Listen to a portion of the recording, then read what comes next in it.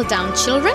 Today I will tell you the most wonderful story of them all, the birth of Jesus Christ. There was once a young man named Joseph who lived in the town of Nazareth. He was a carpenter and was soon to marry a woman named Mary. One night, when he was sleeping, he had a very strange dream. An angel came to him and said, "Take Mary as your wife. The child in her is from the Holy Spirit. When the child is born, name him Jesus, and he will save his people from their sins." In those days, Emperor Augustus Caesar commanded that his people be counted. To do this, everyone went to their hometown. For Mary and Joseph, this was Bethlehem. The journey from Nazareth to Bethlehem was long. Mary was almost ready to have her baby at this time. They went down the hills in Galilee and up to the Judean hills to Bethlehem. Bethlehem was full of people who had come to be counted. The town had an inn, but it was full. Since there was no room anywhere else, they decided to spend the night in a stable. Here, Mary had her baby, Jesus. She wrapped him in a blanket and put him to sleep. That night, the shepherds who were guarding their sheep in Bethlehem suddenly saw that they were surrounded with light, and an angel was standing in front of them. Seeing the angel, the shepherds were scared. The angel said, "Do not be afraid. I have come to give you the good news. Christ the Lord has been born in Bethlehem." Suddenly, the sky was filled with angels praising God. On hearing this, the shepherds went to Bethlehem and found Mary, Joseph, and baby Jesus. Oh, that's a wonderful story. Yes. So where was baby Jesus born? In a stable in Bethlehem. Yes. That's all for today, children. Come everyone and sing for joy, sing praise unto our God. For He is King and Lord of Lords, He reigns over. Hi boys and girls, it's another beautiful day that God has given us to study His Word and to learn together the beautiful Word of God that is important for our growth as we live in this world. So I want to welcome you for our service, for our lesson, for our big story. I want you to get your Bible, your notebook and your pen so that we can read together the Word of God and study.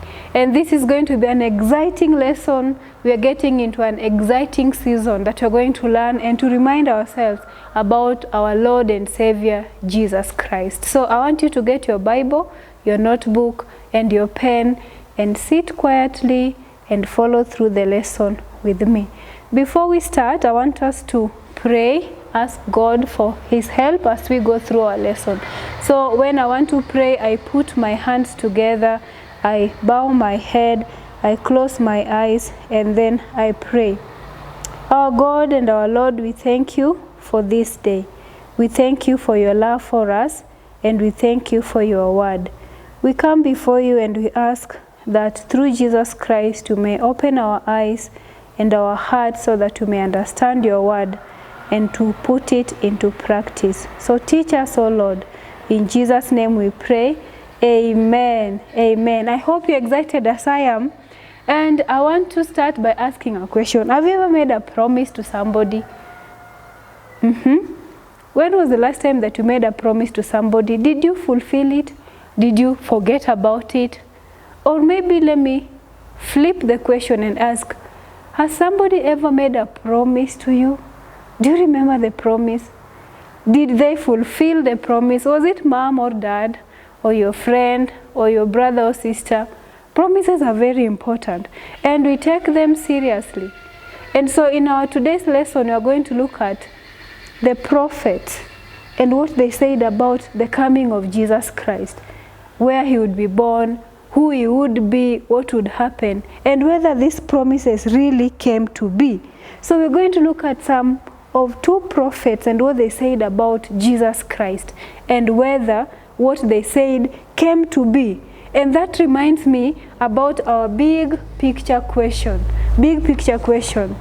And the big picture question is, how many prophecies about Jesus' birth actually were fulfilled? How many prophecies about Jesus' birth actually were fulfilled? How many prophecies about Jesus' birth? How many of them? Do you know? There are so many. And were they actually fulfilled? What really happened? That is what we're going to find out today. And many times people make promises to us, and we make promises to other people, but many times we don't fulfill our promises. We don't remember, or other people don't remember, or things come into the way. But what we're going to learn today, boys and girls, is that actually Jesus, the promises about Jesus coming, all those prophecies, all of them actually happened. All of them. Everything that God said about Jesus actually came to take place. And therefore, we learn that God keeps all of his promises. And so I want you to turn to me with to the book of Isaiah, Isaiah chapter 7. We are going to read Isaiah chapter 7 from verse 1 to 14. Isaiah chapter 7 from verse 1 to 14. And this is a scripture that we had read before as we talked about the prophets. Remember, we have been going through the prophets, the major prophets and the minor prophets, and what happened to the children of Israel. And we're just taking a little break. We stopped with Haggai last week to look at the prophets, what they said about Jesus as we usher in the Christmas season and celebrate the birth of our Lord and Savior Jesus Christ, the one whom the whole Bible, the Old Testament, was pointing to him, to his coming, to his death and his resurrection. And so I want you to turn to Isaiah chapter 7 verse 1 to 14, and I'm going to read. When Ahaz son of Jotham, the son of Uzziah, was king of Judah, King Rezin of Aram and Pekah son of Remaliah, king of Israel, marched up to fight against Jerusalem, but they could not overpower it. Now the house of David was told, Aram has allied itself with Ephraim. So the hearts of Ahaz and his people were shaken as the trees of the forest are shaken by the wind. Then the Lord said to Isaiah, go out, you and your son Shear-Jashub, to meet Ahaz at the end of the aqueduct of the upper pool, on the road to the washerman's field. Say to him, be careful, keep calm, and don't be afraid. Do not lose heart because of these two smoldering stubs of firewood, because of the fierce anger of Rezin and Aram and of the son of Remaliah. Aram, Ephraim, and Remaliah's son have plotted your ruin, saying, let us invade Judah, let us tear it apart and divide it among ourselves, and make the son of Tabeel king over it. Yet this is what the sovereign Lord says, it will not take place, it will not happen. For the head of Aram is Damascus, and the head of Damascus is only Rezin. Within 65 years, Ephraim will be too shattered to be a people. The head of Ephraim is Samaria, and the head of Samaria is only Remaliah's son. If you do not stand firm in your faith, you will not stand at all. Again the Lord spoke to Ahaz, ask the Lord your God for a sign, whether it's in the deepest depths or in the highest heights. But Ahaz said, I will not ask, I will not put the Lord to test. Then Isaiah said, hear now, you house of David, is it not enough to try the patience of men? Will you try the patience of my God also? Therefore, the Lord himself will give you a sign. The virgin will be with child and will give birth to a son, and will call him Emmanuel.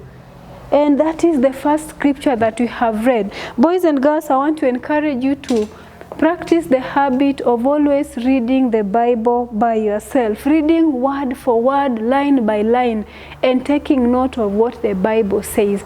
It is a good practice so that you know what the Bible says. So, King Ahaz had some enemies that were coming to attack him.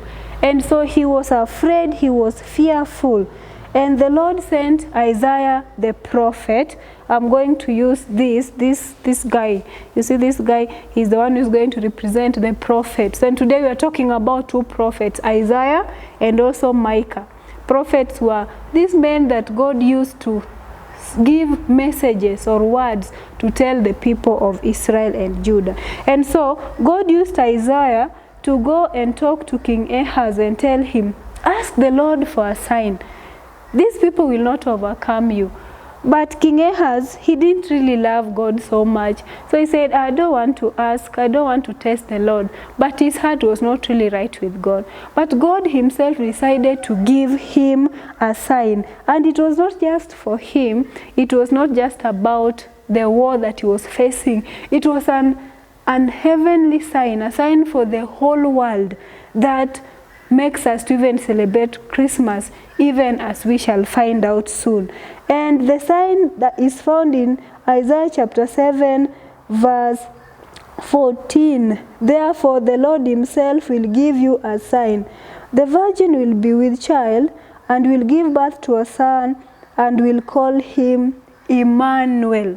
The word Emmanuel means God with us. And so God was planning to come and to be with us. So was God ever with us or without us? What happened? And this takes me back to the book of Genesis for a quick review. I don't know, boys and girls, if you remember these two friends of mine. Do you remember these two guys? Have a look at them. I hope you're able to see them nicely. Do you remember these two people? Can you guess who they are? Yes, this is Adam and this is Eve. And these were the first people that God created. And he put them in Eden, a beautiful land. But they disobeyed and they sinned against God. They were so ashamed. You see, they're looking down. Their faces are not bright because they had sinned against God. And they even tried to cover themselves up. You see these figs, these leaves that they're covering themselves with because they knew they were naked. They had sinned against God. And sin, boys and girls, is anything that we do or we think or say that does not make God happy or that displeases God. And because of their sin, they were chased out of the Garden of Eden. But before they were chased, God did something amazing for them. Now look at Adam and Eve right now. And I hope you're able to see it nicely. They have a different set of clothes. They're not covering themselves with figs anymore. They're covering themselves with skin. So God killed an animal and covered them. And that was symbolic, boys and girls, that was painting a picture that many years to come, God was going to cover the sins of men and women, boys and girls, if they believe in him by the blood of Jesus Christ. So when the animal was killed, of course, blood came out, which was symbolizing the covering that God would cover the sin. And so Christmas is about God's plan. It was not a secret. God had a plan to one day come himself as a child. I hope you're going to see my baby, my little baby there, just nice in the cradle, just enjoying himself. This would represent the Lord Jesus Christ coming as a baby and then growing up and later giving his life for us so that our sins can be covered and washed completely. And so this is what the prophets are talking about. This is what God is speaking through Isaiah in Isaiah chapter 7, that the virgin will be with child and she will give birth to a son and he will call him Emmanuel. What happened? Sin separated us from God, and so God was not with us like he really wanted to. Remember that when Adam and Eve were in the garden, God would come and have fellowship with them every day. And God always wants to have fellowship with you and with me. But what separates us from God is sin. And so God had a plan to cover our sin once and for all so that he will be with us forever and ever through the birth, the death and the resurrection of our Lord Jesus Christ. And boys and girls, yes, that is why we celebrate Christmas, about this baby who would come. And God did not keep it a secret. No, he didn't. He actually spoke many prophecies through the prophets, these men who spoke many about who he would be, how he would look like, where he would be born.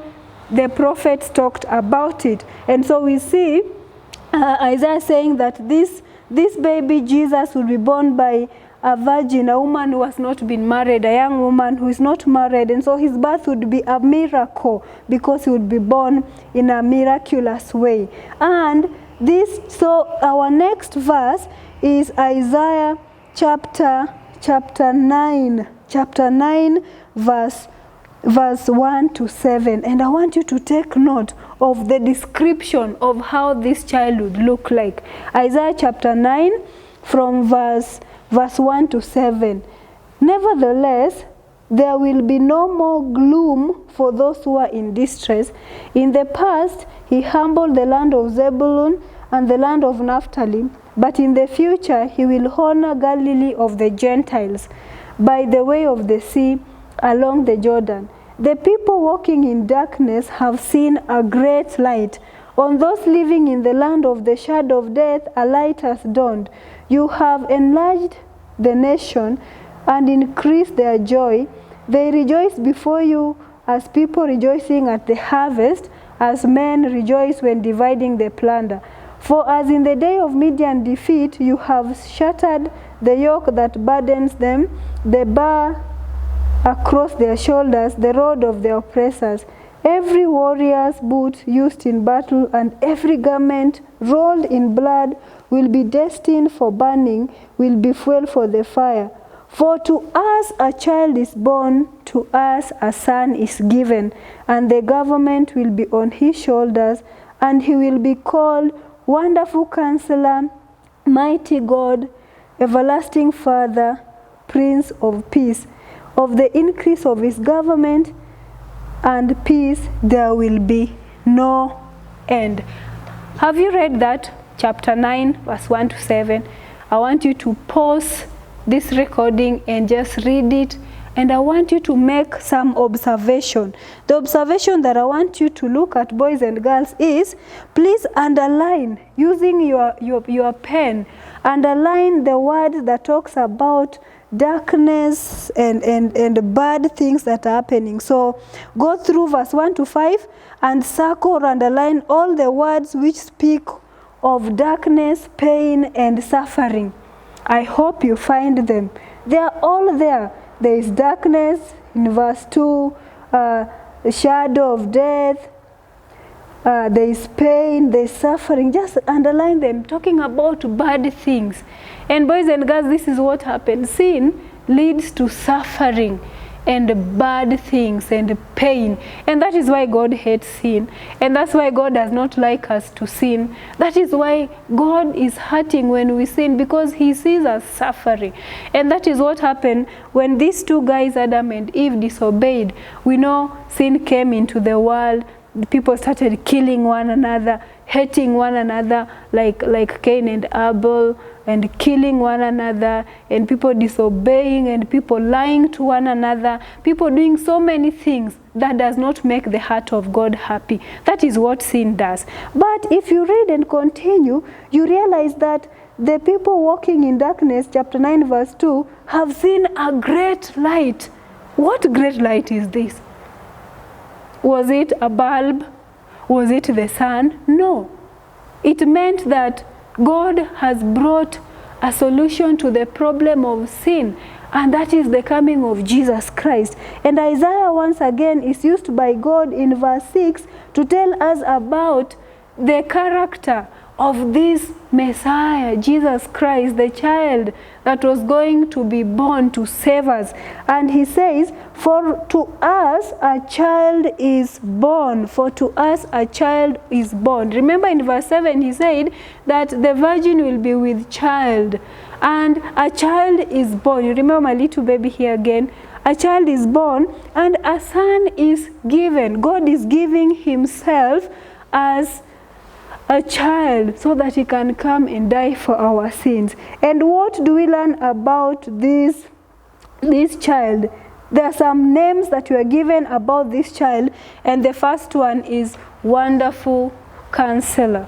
Wonderful Counselor, which I want you to look at this, just zero in on it, that he will be called Wonderful Counselor. What does this word mean? Wonderful Counselor. Wonderful Counselor, this means that he will guide, he solves problems, he gives solutions, and the solutions that he gives is amazing, is perfect solution to the problems that human beings face. And the solution that he gave first is himself, solving the problem of sin. The next name that is given is that he's not only a wonderful counselor, boys and girls, but he is mighty God. Jesus Christ, the one that we celebrate in Christmas, is not just a baby, is not just a child, but is the mighty God himself, meaning that God became man, that Jesus Christ is God, and he is not just God, is a mighty God. Mighty God. So when you believe in Jesus Christ, when you have Jesus Christ in your heart, you have God himself living inside you. And the third name that is revealed in Isaiah chapter 9, as we have read, is called Everlasting Father. Everlasting Fathers. Some boys and girls have fathers, some don't. Maybe your father has died, or he was not there. But God is the everlasting Father. He is the Father who never dies. He is the Father who lives forever. He is compassionate and is kind, and he loves you, and he will father you just the way God would. And so God is a father to us. And finally, he talks of him as the Prince of Peace. The Prince of Peace. What an amazing thing. Boys and girls, we know that this world has got a lot of problems, a lot of pain, a lot of suffering, a lot of darkness, just as we have read. But Jesus Christ, this child who was to be born, the prophets revealed to us that he was coming as the Prince of Peace, and his government shall have no end. His government will be a government of wisdom, a government of peace, a government of security, a leadership that is perfect. And that was the solution to the problem of sin that the world has. And so the prophets talked about the coming of Jesus Christ, the Messiah, this amazing child who would come and would teach us amazing things about God. And he would solve once and for all the problem of sin. And so I have some questions that I want you to think about, so that when we meet for our discussion in the evening, as we usually do, you will be able to have these answers. And the first question that I want you to look at is, which prophet talked about Jesus' mother? Which prophet talked about Jesus' mother? We have talked about him. There's a prophet who said who Jesus' mother would be. And that is found in Isaiah chapter 7, verse 14. The second question is, what are some of the names Isaiah gave for Jesus? What are some of the names Isaiah gave for Jesus? And you'll find that in Isaiah chapter 7, verse 14, and Isaiah chapter 9, verse 6. Number 3, which prophet said Jesus would be ruler over Israel? Which prophet said Jesus would be ruler over Israel? And that is found in Micah chapter 5, verse 2. Micah chapter 5, verse 2. Which prophet said Jesus would be ruler over Israel? And I'm going to read Micah chapter 5, verse 2. But you, Bethlehem Ephrathah, though you are small among the clans of Judah, out of you will come for me one who will be ruler over Israel, whose origins are from of old, from ancient of times. Who said that? And then number 4, question 4, where did Micah say Jesus would be born? Where did Micah say Jesus would be born? Read Micah chapter 5 verse 2.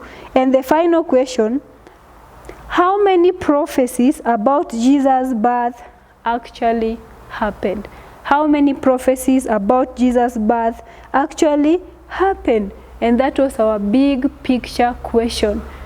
Boys and girls, this prophet talked about Jesus hundreds of years before he was born. Hundreds of years before he was born. And they all were fulfilled. Amazing thing, reminding us that when God says something, it will definitely come to happen. And therefore, it should excite you even to read the Bible more, because God has even talked about what will come in the future and even how the world will end. So you should read the Bible and study and find out, because everything that God says in his word will come to happen.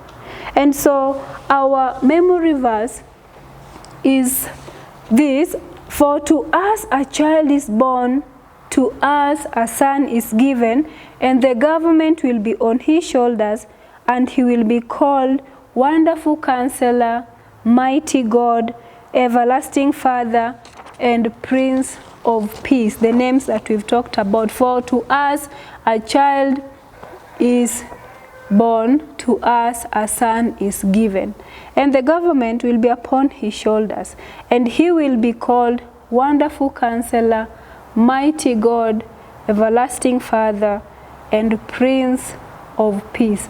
Isaiah chapter 9 verse 6. This is the verse that we'll be memorizing throughout December as we think about the birth of our Lord and Savior Jesus Christ. So I want you to memorize it, and when we meet for our fellowship time at 4 o'clock, please make sure that you're ready with this and you're ready with the answers. And so that's the amazing thing about how the prophecies about the coming of Jesus Christ were told hundreds of years, boys and girls, hundreds of years before any of them came to be. And just as God had said through his many prophets, not just Isaiah and Micah, but many of them, everything came to be exactly as God had said. Therefore, boys and girls, God's word is trustworthy, and God's word is true. And please note that God was doing this to us because he loves you and he loves me. Boys and girls, I want to remind you that Jesus loves you, that God loves you, and God is for you, and he wants to walk with you. Would you trust him? Would you say a prayer and ask him to forgive you your sins and to walk with you and guide you and help you to trust in him? I want to make a prayer for you. Lord Jesus, I thank you for every boy and for every girl, and I thank you for reminding us that everything that you said about yourself has come to be. Help us to always trust in you. I pray for those boys and girls who have not believed in you, that you speak to them so that they can put their faith in you. And I pray for the boys and girls who have trusted in you as Lord and Savior, that Lord, may you continue to strengthen and to encourage them to love you with the whole of their heart, their mind, and their soul, and to live in obedience to your holy word. Thank you, Father, for even the issues that the boys and girls may be facing, even with their families. We pray that you may help them, because you are for us, and you gave your Son, Jesus Christ, for us. You are the Wonderful Counselor. You are the Prince of Peace. You are the Everlasting Father, and you are the Mighty God. And so, Lord, I pray for every boy and every girl, that if there is any difficult situation in their homes or in their lives, or with their friends, or with their parents and neighbors, that, Lord Jesus, may you help them find strength and grace in you. Thank you for loving us so much, and help us to always love you. In Jesus' name we pray. Amen. Amen. Thank you, boys and girls. And so next week we'll talk about how God continued to reveal and to execute his plan to come and save us from sin. Thank you so much. The Lord bless you. Have a great day and see you at 4 o'clock. Bye.